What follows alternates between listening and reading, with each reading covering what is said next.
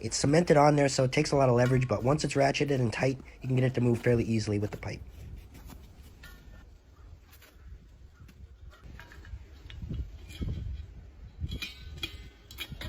So we got the valve stem off, that's good. I can smell propane, so I definitely won't want to cut into that, so we're going to fill it with water, purge the rest of that gas out before we do anything else.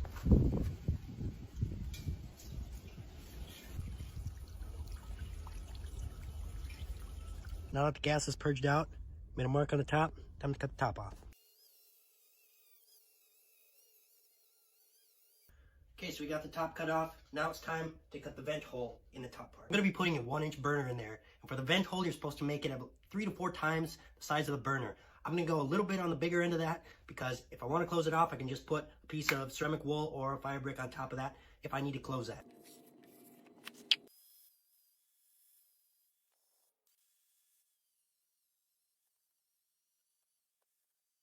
Also, when you're using one of these, keep in mind to keep things ventilated.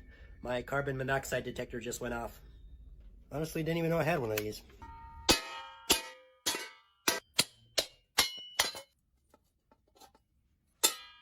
Okay, next I'm gonna put a hinge on it.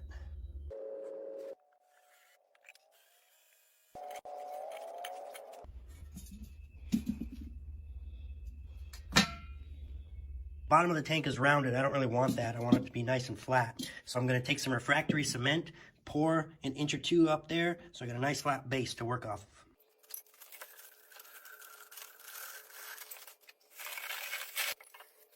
So let that cement harden for a few days, and now we need to drill a hole for the burner. So I want the burner to sit about 1 inch above the bottom of the foundry. So I'm gonna measure that, and I'm gonna use a carbide bit, hole cutting bit, to see if I can get that hole through that.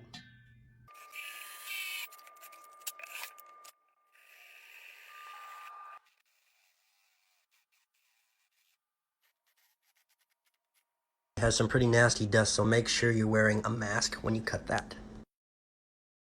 Okay, I got that done. That's good. We're going to come back to that later. Next, we're going to take the lid and we're going to lay in some ceramic insulation into that. So I've got some bolts and washers, and that's what I'm going to use to fasten that ceramic insulation.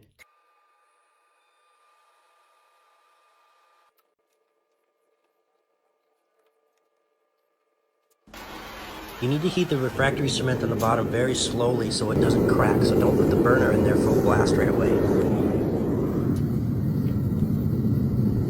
So there it is, that's finished, ready to go on my projects.